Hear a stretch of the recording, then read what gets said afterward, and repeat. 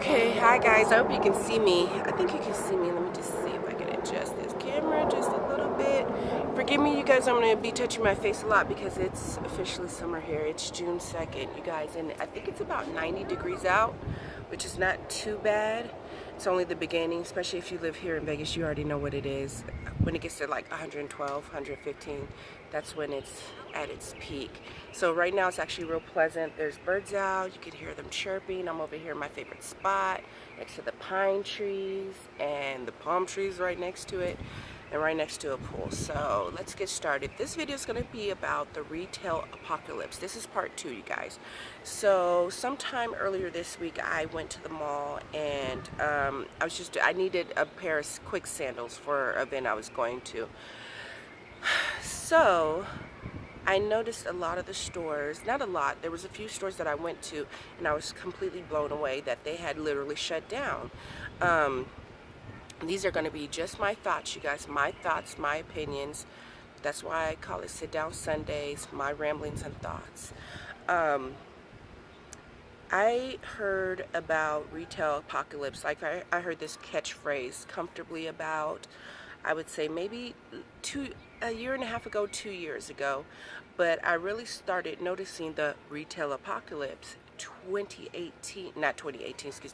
2008, after, you know, the big crash, because in my neighborhood right now I live in Henderson, but I used to live in East Side Vegas, right? So I noticed I had regular routes, you guys. This is places that I would always go back and forth to school, take my son to school and or go to work, whatever.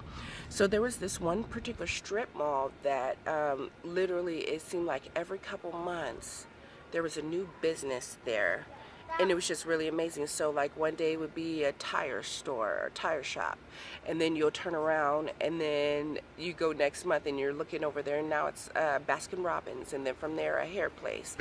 So I really started noticing the trend a while back and thought it was very interesting why companies would literally pop up and then shortly afterwards disappear. We're going to talk about the big elephant in the room, Amazon. Everybody always talks about Amazon, and just as of late, like I would say maybe 2 years ago, everybody says, or 3 years ago, everybody's been talking about how Amazon is been crushing all the small businesses and whatnot. And I do believe absolutely Amazon is a juggernaut. But I think there's another factor in there. And like I said, you guys, I'm going to say throughout my videos, these are my thoughts, these are my opinions, but I'm just giving you something to think about. I think there's other factors that tie into that, which is I do believe that, in my opinion, that the economy is slowing. People do not have money. Now, I'm not saying everybody doesn't have money. Some people have positioned themselves over the years to get ready for something, maybe a recession or a great recession, another recession, the big recession, whatever you want to call it. Some people, not some people, but a lot of people still have jobs or whatnot. And what I've noticed as of late, and actually for the last couple of years, a lot of people have not just one job, 2, 3 jobs, a lot of part-time jobs to make up for what they're lacking. If one job is cutting hours or they're not paying as much, then they're taking on a second job. A few people I know do Uber and Lyft and whatnot. And yeah, so when people say Amazon, I just kind of shrug my, like, really, Amazon? So Amazon's doing all this? I do think it's a very big factor, you guys, but I do believe that if people don't have, look, it's real simple. This is how I see things. I like to reverse engineer things, and then I also just like to use common sense. And I always, every once in a while when I find somebody really that I'm vibing with and I can talk to, we always say common sense isn't so common, and it's so true. Nowadays it's like we're going backwards in intelligence. I'm just saying, or maybe I'm just not meeting the right people. I don't know, but common sense is common sense. If people have money, they spend money. Not always. You know what I'm saying. You know the gist of it. So if things are slowing down, people don't have the money to spend. So let me give you an example. You guys know I work at a grocery store. I always say a grocery store is a great indicator, because I don't care who you are, if you're black, white, Hispanic, Asian, disabled, man, woman, whatever, everybody has to eat. And if I have my regular customers, which I do, you guys, They come in, and I know every Sunday they're going to come in and spend $400 because they have a big family, and that's every week. And then maybe they miss a Sunday, or maybe they cut their food down to not spending 500 or 400. They only spend 200, half that. I literally get all this information, I pay attention, and it just goes into my head, and then I remember things, and I'm like, okay, I know this person. This person comes from a husband and a wife. They both have great jobs, or, you know, okay jobs, making some nice money. Why are their spending habits changing? I think about things like that. So with that being said, I just think, in my opinion, the reason why a lot of these stores are closing is because I do think that people are moving to online. It's very convenient. I actually was at work, and we have a lot of people. We have, what is it called?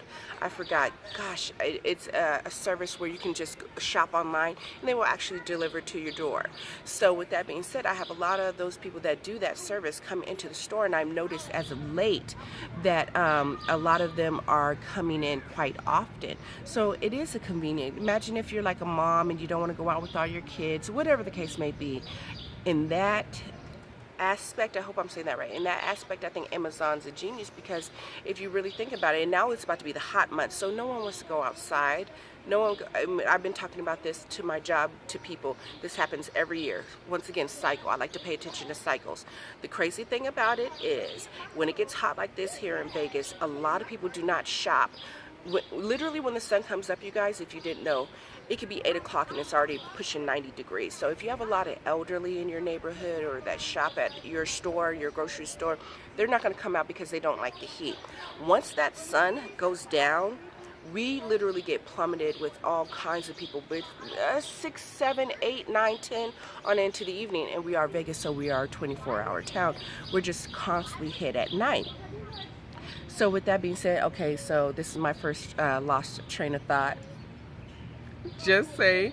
So with that being said, what was I talking about? Retail apocalypse. So we get, okay, so money spending habits. So we get hit, right? But a lot of people, their spending habits are not, from what I see from friends, associates, people that I know, people I don't know, I watch how they spend. And a lot of people are cutting back because they just simply don't have it. Another great indicator, like I said, working at a grocery store, is inflation.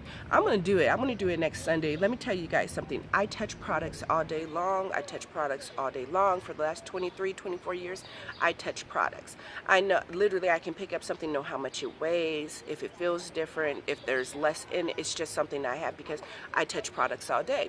And I've started noticing just in this year, we're in June 2nd, a lot of products are shrinking, and they're getting lighter, and they're getting more colorful, so it kind of distracts you from what it really, like the ounces, or how much is in, you know, how much is in there. But the price keeps going up, and I find that very, very interesting. I thought we were going to have a good day, but the kids are out. They're watching me do this video. They're being a little bit loud, but that it is what it is. Like I said, I always say, I'm in their area. They want to play. So with that being said, you guys, off topic. With that being said, that's another reason why people aren't spending as much, because they're getting their grocery bill. And just not recently, but I'm noticing a lot of people say, why is my bill so high? That's good. Why is my bill so high? Why is my bill so high? Is that, I've had people ask me, matter of fact, just last night, I had a woman tell me that I must have rung it up wrong, or I must have double scanned some things a couple times. So I'm like, no ma'am, that is your, very politely, I said, no ma'am, that is your bill. I do apologize, I didn't apologize, but you know what I'm saying. I'm like, she goes, we ended up taking what? Everything off. Can you believe that? We took everything off, and she left that particular, there was like 3 or 4, it was a bunch of people, and it was 3 or 4 different orders, but I literally took off that particular, maybe it was a 3rd order in to the whole group, and I literally took all that stuff off. She didn't want it. She didn't want it, so I took it all off, just saying. So that's how I know people are really watching their dollars, and they are pinching their pennies. And I know that it's a bigger factor than Amazon, even though Amazon is a juggernaut and they are eating up small businesses left and right. But at the same time, I do think that another factor in there is the economy is slowing. You could look at all these stores, and maybe what I should have did is looked at all the stores and read off all these stores that are going out of business. And we'll just start with a few. Dang, I wish maybe I'll do it at the end of this video. We can start with Toys R Us. Did you guys hear, who was it? Who was gonna close 300? And it was, I already heard it because I read the article, but then a customer came in last night or yesterday when I was at work and said it, that I do believe it was either Dollar General or was it Dollar Tree? It was one of the dollars, the cheaper stores, one of, my favorite places to shop. Not my favorite, but like a 99-cent type store, discounted store, was closing comfortably 300, 200, 300 stores. Isn't that interesting? Because you would think, and this is something to think about, that these 99-cent stores would be doing well. And actually, I think they are doing well, but I do believe that they are downsizing. But I just went into the 99-cent store today, you guys, or was it yesterday? Yesterday. And it was the first, before I had to go to work, and literally there were so many people in there shopping, and they weren't just shopping, you guys, they were like picking up little tidbits. They were actually grocery shopping. If you guys never been into a 99-cent store, check them out. Did you guys know that they have produce, you guys? Now, the thing about the 99-cent store, the majority of it is 99 cents, but when you get to certain items, excuse me, it is priced a little higher, but it's still a better deal than the grocery store. Can I say that? I'm just saying I work at a grocery store. But they do give you value. And I'm telling you, if I have to buy plantains, I go to the 99-cent store. They have plantains. I don't know if you guys knew that. They have regular bananas. They have peppers. They have salad. They have milk, of course, but it's still a little cheaper than the regular grocery store. I don't know if you guys knew that. They have eggs. I saw a lady with a full basket. I literally had maybe 3 things in my hand. She saw me, but it is what it is. I wasn't tripping too much. And she had like, how many items did she have? She had 44 items because I looked up on the screen and it was all $1. She almost got a full basket full of groceries, meaning like produce and cold stuff like that, juice and eggs and stuff, for $44. Just a little tidbit. You're welcome. There's a gem I just dropped on you guys. They actually have produce. Now, some of the produce is some of it's fresh, but then some of it's a little dingy. You got to go ahead and pick through it and whatnot. But I mean, if I was to get salad dressing or if I needed lettuce or whatnot, I would go to the 99-cent store, because that's, 99 cents across the board. Not bad. But anyways, yeah, I see a lot of people pinching their pennies. And if the economy's doing there's a lot of reports out that say, now I do like to read, I like to listen to interviews and podcasts and vlogs and interviews and stuff like that. Not so much the news, but I might breeze through from time to time and watch the news. But truth be told, I like to take all that information from what I get and use my own common sense. So if there's a lot of people saying, no, the numbers say that the economy is doing well, this, that, and whatnot, then I just step back and look at my own situation, the people I know or the people I meet, just looking from back here, if I don't know somebody, kind of looking at their situation. And if I start to see a trend of people that not just having one job, they have a side job, they got a side hustle, they got like 2 or 3 jobs, they have their regular job and then their other job is driving Uber or Lyft, I think there's a problem there. Common sense would be like, okay, so we're making the same money, right? So what's the problem? We're making the same money that we've always been making. Maybe we got a 25-cent, whatever raise, right? So why is this person, and they're still working 40 hours a week, why is this person getting a second job? What's going on? Prices are rising, gas is going up, and that's every year. We know around summertime it jumps up, but at the same time, now we're really watching. If you pay attention, I noticed that people that, and this is no stab at anybody, but I just want to keep it real. You usually appreciate things more when it's yourself or if you work for it, meaning so when the first of the month comes around, and if you get a food stamp card, you're spending money that basically you didn't earn it. It was given to you. And I'm just stating facts. That's not my opinion. That's facts. Facts. You are given a card, right? And you did not, and let me pull back because I'm going to say, because I know there's different groups. There's the elderly, the disabled, and then there's I'm going to be real with you, the lazy people. you get this card, right? You spend because it's not your money. But I know when I work every day and I get my paycheck and it's time for me to go grocery shopping, I'm making a list. I'm busting out those coupons. I'm looking for the deals. I'm trying to spend my money wisely. So I'm going to be a little bit more like with my money. I'm like, okay, I don't need all this sweets. I don't need all these snacks. Maybe I need to grab more, not snacks, things that I can actually prepare a meal with. You get what I'm saying? So I think you appreciate your money more and you watch your dollar more. I forgot where I was going with that because it could have definitely went left. I'm just saying because I was about to go on a tangent because it is the second of the month and we are packed at our store. But anywho, just saying, yeah, with inflation, food is going up. I don't care who you are, you have to be paying attention to this. What was I ringing up the other day? I was ringing up something, and I think I told you guys this. I keep grabbing these juices, and these juices are literally going down by 7 ounces, but the price is still the same. The price is still the same, or it has went up. And I said to myself, because I have moments, you guys, I be thinking in my head sometimes when I'm at work, anywhere actually, but I was at work, and I said, what happens if they cut the dozen eggs? They said they started selling eggs in like a 10-pack, right?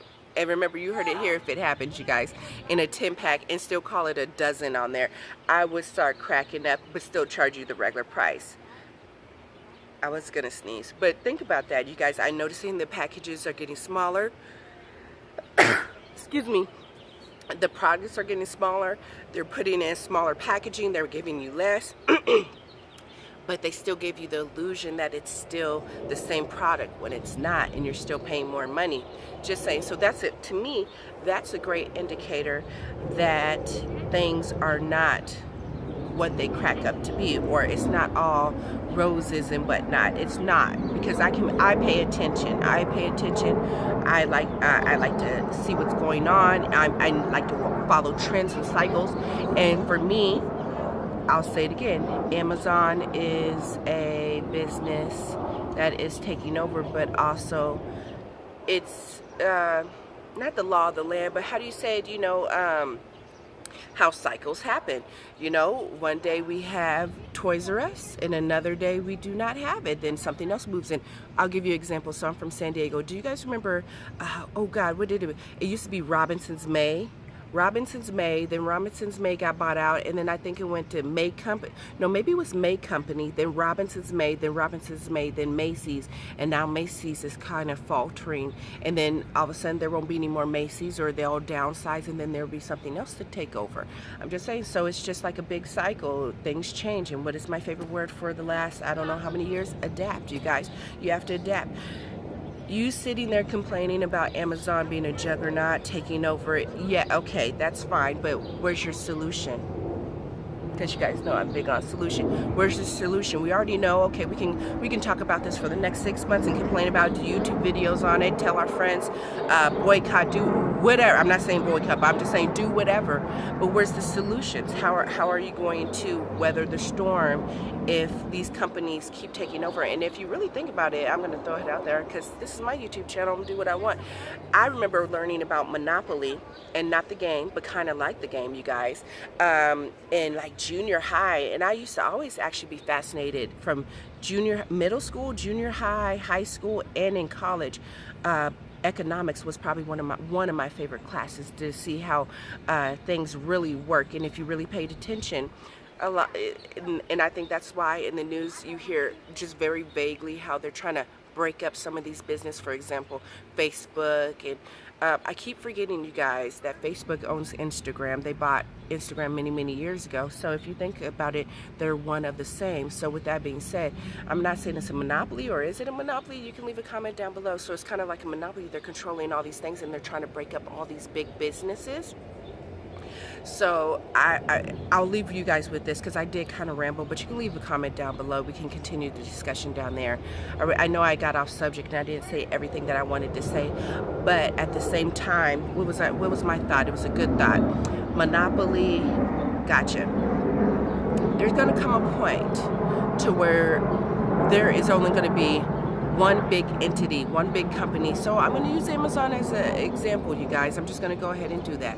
Amazon, there's only going to be Amazon, and there's going to be no other stores, maybe a few other stores, but no other stores that you can shop at. Do you realize that people, you might say, well, Amazon's a convenience, it's cheap, it's this, it's whatever, right?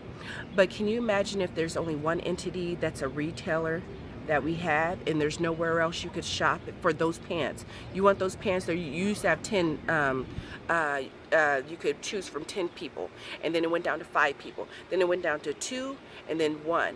And they've been holding on all this time, giving you a great deal on those pants that you love. You love those pants. Amazon was the place to go. Now that they're the only one entity, do you realize that they can raise the price to whatever they want? And because you are hooked and you love it, maybe it's not pants, maybe it's a certain makeup, it's a I don't know, it's a shirt, it's a piece of jewelry, whatever the case may be, but you're hooked on it and you love it and you've been buying it for the last X amount of years. And if there's only one place that you can buy this particular product, that's a problem, because at any time you could say you're a slave to them, because now if you want that particular product, that item, you have to go to them. And something that you were buying for maybe possibly $19.99 for years, it's always been the same, it's been perfect. How's Amazon doing that? How are they keeping their prices so low? They keep pulling me in, I keep wanting to buy this product, it's $19.99, it's better than anywhere else, right? Plus free shipping. Just saying, right? Then all of a sudden, all the other places where you could possibly get it for maybe $1 more, $2 more, they're non-existent. Then what happens? Amazon says, you know what? We got them. We got them now. I'm going to raise that price up to $25.99. And what are you going to do? There's nowhere else you can go to get this particular product, because Amazon has gotten so big and all the other small businesses have disappeared that you can't get it nowhere else. I'll leave you guys with that. Actually, I'm lying. Look how I did that. Okay, so I'm going to bring it back one more time, you guys. So check this out. There was an interview that was done comfortably around this time last year. It was another YouTube channel, and it was right when Amazon bought Whole Foods. True story. Let me tell you this story. So they were bouncing all these different ideas, and maybe it was a podcast. Maybe there was a couple other people being interviewed, and there was 2 gems that I pulled from there, and I just tucked it away in my mind, and I'm going to give it to you guys.